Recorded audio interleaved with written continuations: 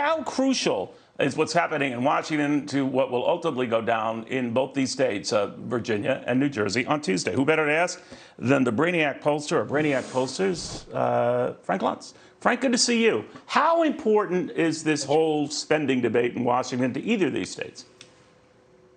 I don't think it's going to make an impact. In fact, I look at it in the other direction.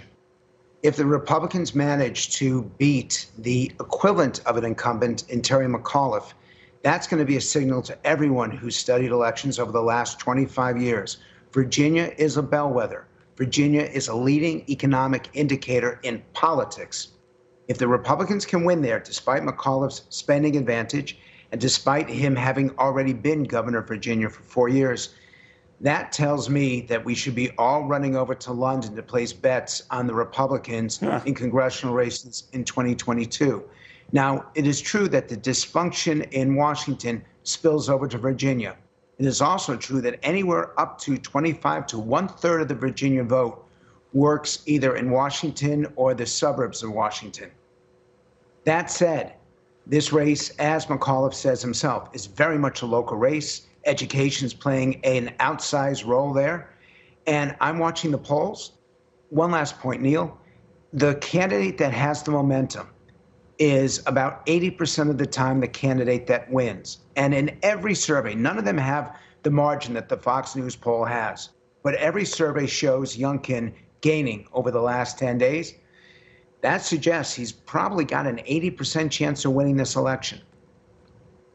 So let's switch to New Jersey right now. And of course, there the polls are a little wider in the incumbent governor's favor. But what's fascinating about New Jersey and what's happening, it's the bluest of blue states. But, the governor's come down mightily from the 26 to 30 point advantage he had in the summer. And what's really interesting about New Jersey is any Democratic governor who's tried to get reelected, the last time it's happened is back in 1977 with Brendan Byrne. And I'm wondering why that is. The governors who have been reelected, at least in recent history, Chris Christie, Todd Whitman, why is that? What's going on in New Jersey that we should watch, maybe not overthink? What? New Jersey is a Democratic state, and it votes Democratic in every presidential race. It votes Democrat in statewide offices except for governor.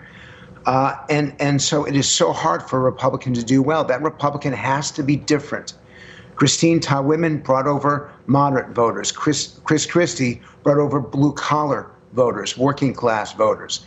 And they have to have this ability to extend their appeal across the traditional Democratic lines. Now, the problem here is that, yes, the votes, the margins have come down.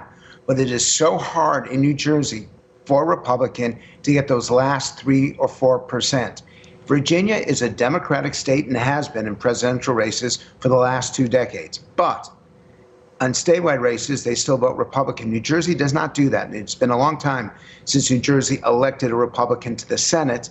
And Chris Christie was he was his own guy. And that's not, I don't he was believe definitely, that's what's you're right. He was definitely an anomaly. A real quick take on how important these two contests are to teeing up the midterms. Do they have that effect, or do we make a bigger deal of it in the moment?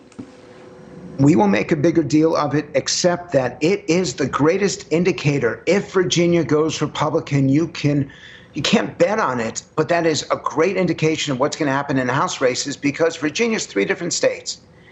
It's Washington, D.C., it's Richmond, Virginia, and it's South Carolina. And if the Republicans get a majority there, it says that Republicans can win nationwide. And by the way, Neil, it is going to be a wake-up call for Democrats that their spending is too much, their tax increases are too much, their programs are too much. Even though that's not been an issue in Virginia, there is a sense that people are fed up with government, they're fed up with Washington, they're fed up with Richmond, they're fed up with their own government, and they want elected officials who listen to them for a change.